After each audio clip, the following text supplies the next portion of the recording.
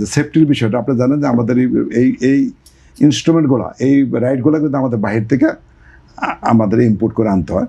তা আমরা যখন বাহির থেকে আনি তখন কিন্তু একটা ওয়ারেন্টি থাকে, এত বছর পর্যন্ত আপনি চালাবেন, তারপরে এটাকে আবার করতে হয়, এটা রিইনস্টল করতে হয়। ওদের স্বপ্ন পূরণে পাশে থাকতে পেরে আমরা গর্বিত।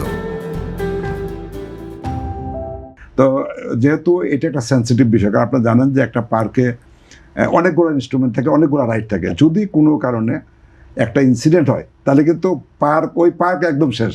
তার যত সুনাম, আমি যতই সুনাম অর্জন করি, যদি একটা ইনসিডেন্ট হয় তাহলে কিন্তু আমার পার্কের যে সুনাম সব কিছুই আমার ধুলায় মিশে যাবে।